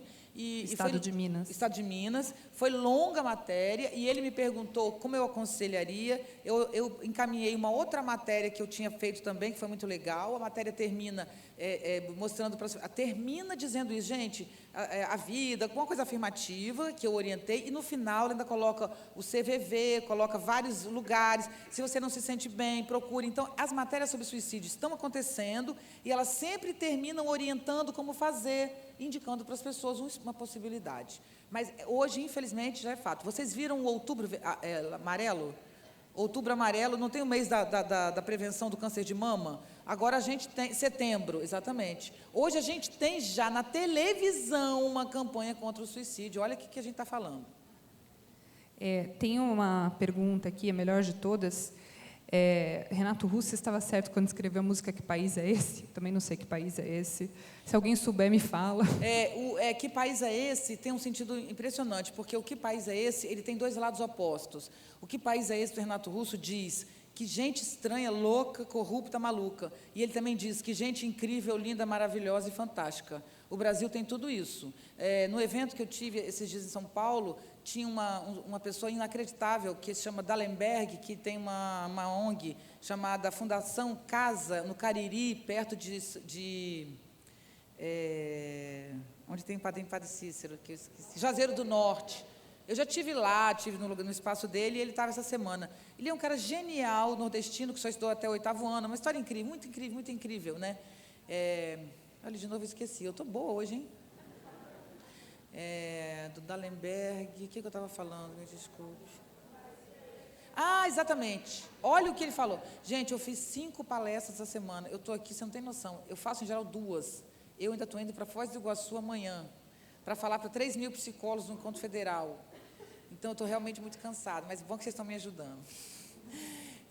O Dallenberg falou uma coisa linda, que eu adorei, que eu falo isso, mas ele falou do jeito mais bonito e poético, né, que ele falou o seguinte, num debate, foi um pouco também político, algumas pessoas falaram umas questões, ele falou o seguinte, gente, eu não tenho dúvida, se vai ter uma solução para o mundo, vai sair do Brasil. Queridos, eu concordo plenamente com ele. Vocês não têm ideia do que é esse país. Eu digo isso com muita honra, agora eu vou sentar com dignidade para poder falar isso, que é muito chique. Eu conheço todos os estados brasileiros, todos.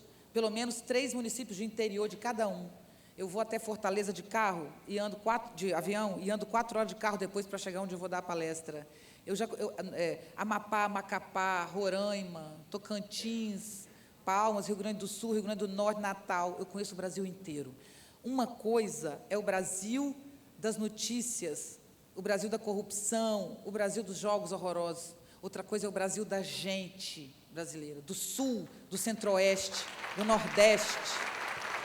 Eu tenho orgulho desse país enorme, eu me sinto do tamanho de toda essa gente, sabe? Dos intelectuais, dos pobres, dos humildes, dos ricos, de toda a gente. Então, a gente tem que distinguir isso. Essa autoestima em relação ao Brasil que a gente está tendo é muito negativa para os nossos filhos. Eles têm que acreditar nesse país, gente. Eles têm que transformar esse país, né? Então, a gente quando está no caos, sabe o que é o caos que a gente aprendeu contemporâneo? O caos é o seguinte, pega essa sala que está todo mundo aqui, né? E balança com muita força. Vai ser um caos. Mas se você esperar, vai parar e está tudo no lugar. Quero dizer, caos é uma ordem que provisoriamente foi transformada. A nossa ordem brasileira, em relação aos desafios contemporâneos, é a melhor ordem do mundo.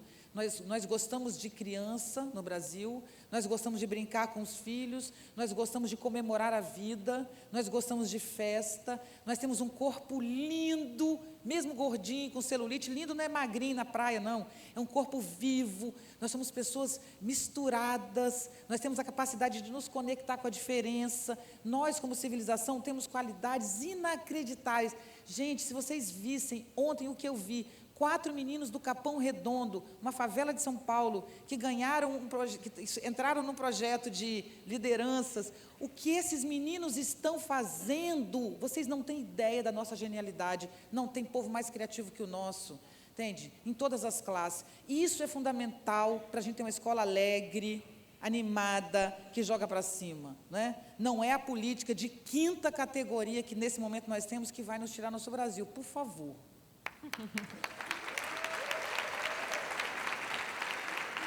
Viviane, eu tenho um desafio. A gente tem 20 minutos e 10 perguntas.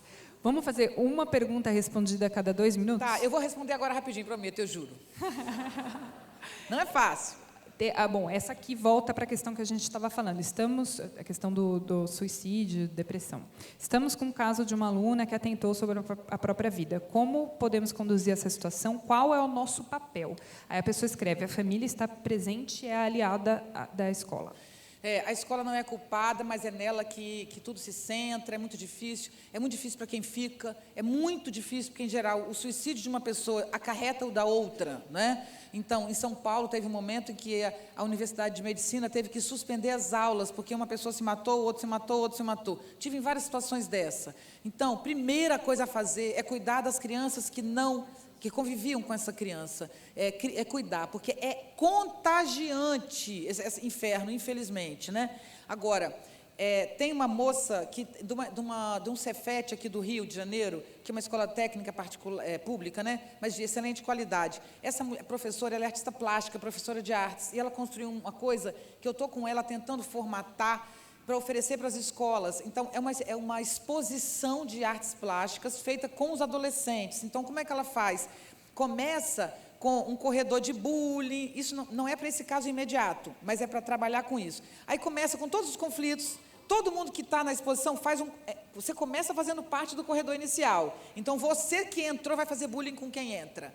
Depois, você vai seguir. No meio disso, tem, por exemplo, na exposição dela, um garoto sentado, todo de fita crepe no corpo, fechado assim, ó, sofrendo, né? Então, são imagens muito fortes, que os próprios adolescentes construíram. Depois que você passou pela exposição, no final tem um corredor de abraço. Todo mundo que fez o bullying também é o corredor de abraço. Então, todos que passam na exposição são abraçados por todos que estão ali fora esperando. Olha, isso gerou, nessa escola, teve uma situação como essa, eles fizeram essa experiência, e aí foi inacreditável, o trabalho rendeu peça de teatro, rendeu... Então, eu estou sugerindo uma coisa que, assim, apenas porque me veio à cabeça, mas nós juntos temos que construir maneiras de nos ajudar nessa hora, tá? De construir expressões. A melhor maneira de lidar com isso, quando acontece, é suspende a aula, por favor. Suspende a aula, não tem aula no outro dia, pelo menos 2 dias de luto, mas suspendeu a aula, quer dizer aula, não estar na escola. Eles vão à escola, mas não tem aula, tem choro, tem abraço entre eles, tem conversa, tem atender o que eles querem, tem ver um filme, tem chamar uma pessoa para falar, mas para tratar disso, senão você vai ter outro na semana que vem, infelizmente pode acontecer, já aconteceu em São Paulo, tá? Acabei de chegar de lá, aconteceu lá, pouco depois outro, a escola teve que parar as aulas, de verdade, né? É mais ou menos isso. Teve que parar provas, né? Exatamente. Outra pergunta, em uma dinâmica do LIVE, pedi aos alunos respondessem a seguinte pergunta: se minha família fosse um filme, qual seria? E o aluno respondeu, seria Lost. Que tipo de resposta ou retorno você daria a ele? Quando uma criança fala alguma coisa que você não consegue responder, você não é obrigado, ninguém é obrigado, aqui que eu falo numa hora dessa, você ouve, você pode naquele momento tratar de uma maneira mais leve e tal, mas depois é importante que alguém da escola converse com essa criança, porque às vezes a continuidade ali não pode acontecer, porque se você insiste, ele pode falar uma coisa tão grave para ele mesmo que ele para de ir à escola. Ele, no momento de sensibilidade, falou tudo, no outro dia ele levanta e fala, agora que eu não vou na escola, eu contei tudo, não vou, estou com vergonha. Então, não é legal as crianças se exporem muito para os outros, um pouco sim, um grau natural. Se você sente que a situação é um pouco mais difícil, você contorna, leva ali e depois você chama o psicólogo, uma pessoa, a família e tenta trabalhar melhor. Algumas coisas se trabalham no coletivo, mas quando pega, você chama para o particular, para o individual. Aqui uma questão também interessante. Numa aula do LIVE, debatemos questão sobre igualdade de gênero, sempre ela, né? Preconceitos e outras questões. Aí a mãe foi lá na coordenação e falou, né, a mãe não gostou, falou que impediu o filho de continuar a frequentar as aulas. Aí eu respondi que o objetivo era formar cidadão, e o filho continuou frequentando.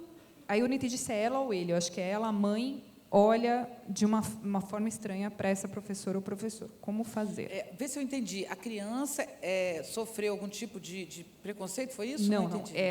Pelo que entendi da pergunta é o seguinte, questões de gênero e igualdade foram debatidas. Sim. E aí a mãe, o aluno estava lá, teve questão de gênero, debateram. Aí a mãe depois foi lá e falou, não gostei desse debate que rolou aqui na escola. Tá. Olha só, a questão de gênero é uma questão delicada e muito mal elaborada, e, enfim, isso me preocupa muito. Por quê? A maior causa de suicídio de crianças é por questões de gênero. Essa que é a realidade. Acontece o seguinte, quando nós tínhamos pai e mãe em casa, a gente era treinado a ser menino ou menina. E quem quebrava isso era gay, o máximo, que tem a ver com sexualidade, não com gênero, mas era assim que a gente tratava, né? Então, você tinha o menino que era treinado para ser menino, treinado, a menina também, menina brinca de casinha, menino, bola, aquilo tudo. Quando quebrava, ele ficava no meio, então você tinha um, outro e um meio, né? Acontece, como eu disse para vocês, que não tem ninguém com as crianças em casa, nem mãe nem pai, elas não têm uma referência contínua de um homem, de uma mulher com ela dentro de casa, pelo contrário. A mãe hoje faz muito papel do pai, não faz não? Muitas vezes sustenta a casa, né? Ou é quem fala mais alto, é quem gosta de futebol, de MMA, e é mãe. Não é assim que funciona hoje? As mulheres amam MMA. Acabei de fazer um trabalho sobre isso no Sport TV. Por outro lado, você tem um pai que pode ser extremamente feminino, um pai que pode fazer o papel contrário. Então, isso é uma realidade, certo? Então, hoje, as crianças, por não estarem sendo literalmente treinadas a serem meninos e meninas, elas nascem no meio disso. As crianças se autodenominam com 32 gêneros. Eu conheço uma criança que um dia ela se chama de ela, um dia ela se chama de ele, um dia ela se chama de elo. Aí vou te falar, você acha que a mãe e o pai criaram essa criança sem definição de gênero? Não. Não é a filha da Angelina Jolie que eu estou falando, que a mãe literalmente fez. Não. Eu estou falando de um pai e mãe que sofrem muito com isso e que não sabem como resolver isso. Então, não veio da família. A mãe pode achar que debater, então não é isso, é um fenômeno real. Então, eu vou dizer, em função disso, estudando isso, meu filho me ensinou muito sobre isso, de 14 anos, muito, me mostrou várias pesquisas, porque eu tinha dificuldade de entender, e hoje eu entendo isso melhor. Agora, por fazer isso, gente, eu viajo o Brasil inteiro, o tempo inteiro de avião, o tempo inteiro. Então, eu passei a reparar nos jovens, né? O que eu mais vejo são meninos afeminados, meninas masculinizadas. É a realidade de todas as famílias, tá? Os meninos hoje fazem sobrancelha, mesmo sendo um menino, tá? Então, é o seguinte, o que eu vi há pouco? Eu vou muito para o Centro-Oeste. O Centro-Oeste é milionário, não sei se vocês sabem, milionário. As cidades são milionárias, joga dinheiro pelo ladrão, você não tem ideia do que é agronegócio no Brasil, né? Então, eu vou nesses lugares e vejo, às vezes, no avião, vindo um pai que você está vendo que é um pai milionário, dono do universo, sabe? E aquele pai está tratando o filho, você está vendo que ali é um constrangimento, o pai está fingindo que não está vendo que o filho dele não é exatamente o menino que ele gostaria. E é esse menino sem espaço que vai fazer uma besteira contra si mesmo. Então, tem um fenômeno acontecendo no mundo na questão de gênero. É um fato, portanto, você não precisa tocar no assunto necessariamente. Gente, o professor não tem que chegar na sala e falar, gente, vamos estudar os 32 gêneros? Não. Você vai chegar e vai dizer, não. Agora, vai aparecer. Então, quando o pai chegar para você e dizer, o seu professor foi lá, eu não acho que um professor tem que ensinar, mas um professor pode discutir isso que eu acabei de falar. Então, você que fez a pergunta, você vai dizer, pai, não foi o professor que colocou isso como matéria na sala de aula ensinando, porque é isso que eles acham, que o professor ensina a criança como é legal ser transgênero. Vocês têm ideia, essa pessoa que eu estou me referindo a ela, você acha que os pais dela atacam ela? Não, os pais são pessoas inteligentíssimas, sofrem, mas tem trabalho, tem psicólogo, tem pessoas ajudando, etc. e tal. Por que a menina sofre tanto se os pais aceitam? O sofrimento é dela com o corpo, ela não se identifica hora nenhuma com o corpo. Ela está sofrendo.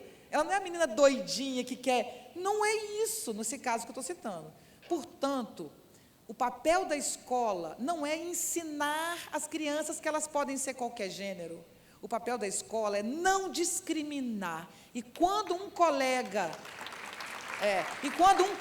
discrimina o outro, aí você deve tocar, porque, por exemplo, eu tenho uma aluna que é masculina e que se diz transgênero, porque eles se dizem, às vezes o pai não está nem sabendo, ponto, ela se diz transgênero, ou se posiciona como transgênero. O colega do lado foi extremamente preconceituoso, você tem que tocar no assunto. Agora, quando a família reclamar, você fala, não fui eu que toquei no assunto, eu não toquei no assunto. O assunto apareceu, uma criança foi discriminada e nós, na nossa escola, não admitimos discriminação, nem contra essa criança, nem contra o seu filho. Então, se em algum momento o seu filho passar por isso, eu vou defendê-lo da mesma maneira que eu estou defendendo essa criança. Essa é a posição correta. E não dar aulas sobre gênero. Não precisa, é desnecessário, mas é necessário que a gente apoie as crianças que estão nessa transição, porque isso não é culpa delas, não é culpa delas, elas não inventaram isso da cabeça, isso é uma mudança da civilização. Eu lembrei, só para antes da gente passar para a próxima, já estão me dando bronca aqui, que tem muita pergunta, antes da gente passar para a próxima pergunta, que acho que vai ter que ser a última, infelizmente, quando a gente fala de gênero, a gente fala também de questões de estereótipos e violência, e aí eu vou fazer a conexão com o que a gente estava falando, né? Quer dizer, eu posso formar muito bem um aluno, inclusive com habilidades sociais, mas essa pessoa pode crescer, pode ser uma pessoa altamente escolarizada, um líder, um bem-sucedido, e como a gente viu, jogar a esposa da janela. Exatamente. Então, isso é também gênero, né? Exatamente, gente. Essa história de suicídio, de violência, de feminicídio, isso é muito complicado, gente. O garoto que jogou a mulher da janela, aquilo é medonho, vocês viram como ele bateu nela, é muito agressivo e horroroso. Agora, a mulher está morta, né? Ele está destruído para o resto da sua vida. Ele está destruído. Ele não é um bandido, você está entendendo? Aquele garoto não é um bandido. Ele destruiu a vida dele, ele destruiu a da menina. Isso tem a ver com as nossas competências afetivas e emocionais. Você está entendendo? Então, não adianta você ter um filho bem-sucedido, maravilhoso, que jogue a esposa da janela. Não é só pela esposa, não, é por ele. Olha o que ele está fazendo com a vida dele. Então, isso aí são humanos, não é um bandido, um criminoso. Não é isso? E mais, em relação a gênero, a transfobia, né, que não é só homofobia que a gente vive hoje. Então, você imagina você ter um filho que vai na rua e queima um mendigo, não é isso que se fez em Brasília? Um filho seu que dá um soco na cara de uma menina, ou violenta sexualmente uma menina para provar que ela tem que ser menina, isso acontece muito, entende? Então, não é só quem sofre o preconceito, não. Quem faz o preconceito também está destruído, porque ele pode ser criminalizado, ele pode ser preso. Tem que lidar com a diferença, gente. Nós não temos solução, nós somos obrigados a lidar com a diferença. Todas as perguntas estão muito... A gente pode pensar o que quiser, você está entendendo? Cada um é livre para pensar e criar os seus filhos como acha melhor, mas você não tem mais o direito, nesse mundo que a gente vive, de expressar isso como um preconceito contra o outro. Porque existe hoje, todo mundo tem um celular, pode gravar você e pode destruir a sua vida, apenas publicando um absurdo que você falou. Você, os pais, né, as crianças. Peguei uma pergunta aleatória aqui, porque realmente não dá nem para selecionar com qual eu fecho, porque todas estão boas. Nesse mundo em que os jovens são educados para ser felizes, né, a gente está falando disso, há espaço para tristeza? Pois é. Quando a moça lá em São Paulo me falou assim, não, eu estou aqui trabalhando, Viviane, ela falando mal da rede social, eu falei, não é o problema, mas como eu estou aqui, e vem uma pessoa, eu vejo, enquanto eu estou aqui, está todo mundo feliz no Instagram. Eu falei, não está, minha querida, ninguém está feliz no Instagram, aquilo é foto. Entendeu? Aquilo é foto, vamos combinar. Às vezes você junta um dinheiro, ou se você já tem muito dinheiro, aí você faz aquela viagem incrível, né? Chega lá, vai você e o marido, o namorado, a namorada, seja quem for. Chega lá, cara, dá uma brigada, nada, dá tudo errado e chove. Aquele viagem é um inferno. Não tem isso? Não é porque você está na Grécia que está feliz, vamos combinar. Pode ser um horror daquela viagem, uma porcaria de uma viagem, você preferia estar no Meia, tomando um cafezinho na esquina, né? Então, você vai postar o quê? Você vai postar que você foi feliz. E o bobão em casa está achando, está acreditando que você estava feliz. Então, caraca, não é isso, né? Não é isso. Então, o que é o princípio de fragilidade? O que é a crise contemporânea? O que é o caminho que a gente tem que ir? E é o centro do meu livro. Quando eu discuto o abismo civilizatório, eu digo, a maior política a ser feita no mundo hoje é reforçar, melhor, vou falar de outra maneira, é fortalecer a vida e a vontade de viver. Pessoas que têm vontade de viver, que amam a vida, não é que amam a curtida na rede social, não. Não é que amam o dinheiro, não é que amam controlar os outros e dominar e humilhar, não. É amar, viver, dar conta desse desafio que é nascer e levar a vida adiante com dignidade. Você não sabe por que você nasceu e nem muito menos o que vai acontecer depois que você morrer. Você pode ter a religião que você quiser, você pode ser pai de santo, evangélico, padre, freira, mas não há um ser humano que diante da vida, do sofrimento físico e da morte, não se sinta desamparado, angustiado, precisando de carinho, precisando dos outros, né? Então, esse fenômeno que é viver, ele precisa ser fortalecido em si. Então, uma sociedade que gosta da vida, por isso que eu sei que o Brasil vai passar por isso e a gente vai produzir coisas boas. Povos e pessoas e famílias que fortalecem, brincar com um animal, ter um animal de estimação, fazer um passeio, tomar um café, conviver, sabe, conviver com a natureza, ter sensibilidade para a arte, ao teatro. Pessoas assim não são manipuladas politicamente. Pessoas assim não votam mal. Pessoas assim não fazem o que a gente está fazendo com o nosso país, né? Onde é que a gente se vende, se prostitui? Sabe onde é que a gente se prostitui cotidianamente, do mais pobre do mais rico ao mais pobre? A gente se vende por uma promessa de felicidade. Eu digo, faça isso que você vai ser feliz, né? Então você faz qualquer coisa. Então não acredite em felicidade, não. Acredite em intensidade, em vida intensa, em vida plena, em vida cheia de conflitos, porque faz parte, mas conflitos que são recuperados, né? Hoje eu nem falei do meu filho aqui, eu sempre falo nas minhas palestras. Eu tenho um filho de 14 anos, tenho uma relação. Já falei? Jura? Tá vendo? É inacreditável. Eu sou fã, meu filho é incrível, mas assim, o que eu mais tenho de fortalecimento com ele na minha relação é exatamente fortalecer essa resiliência, sabe? Essa compreensão de que a vida é uma ida e vinda e de que a alegria faz parte do processo. Então, viver com intensidade é o que a gente precisa viver, trocando, conversando. Então, nós dois, às vezes quando eu falo dele, as pessoas falam, nossa, que relação linda. Eu falei, você não tem ideia como a gente briga. Você não tem ideia. Eu e meu filho brigamos intelectualmente, ele é muito inteligente, debatendo, então tem que alguém separar, você não tem ideia. Nós brigamos muito, eu e meu filho, mas nós brigamos com amor, com compreensão, nós divergimos sabendo que nós temos uma coisa em comum, nós nos amamos profundamente, queremos o bem um do outro, mesmo quando a gente diverge. Então, não há idealidade, não há escola perfeita, não há família perfeita, não há nada perfeito. A vida é feita de idas e vindas, os afetos são coisas que vão e vêm, e a gente tem que aprender a lidar com isso tudo e transformando isso em vida, em arte, em alegria, né? Um prédio em construção se parece com um prédio em ruínas. Então, a gente tem que lidar com as duas coisas ao mesmo tempo. Essa é a mensagem final. O que é lindo na vida é exatamente as grandes mudanças que podem acontecer a qualquer hora. Isso é que é bonito. Criar pessoas para lidar com a vida, com o mundo, com a natureza, é isso que a gente tem que fazer. Eu tenho certeza que se a gente conseguisse fazer isso, eu vou falar agora mesmo para vocês, meu carinho é real, se a gente conseguisse fazer isso e proliferasse isso com as pessoas que vão e já estão dirigindo esse país, a gente ajudaria tanto. Eu também faço a mesma coisa com o ensino público. Eu faço palestras para o público no Brasil inteiro.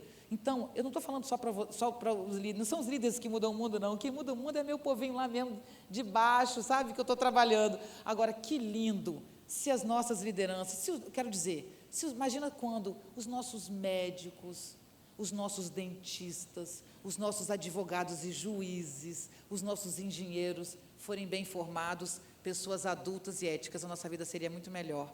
Muito obrigada. Foi um prazer, muito obrigada. Obrigada. Boa sorte para nós.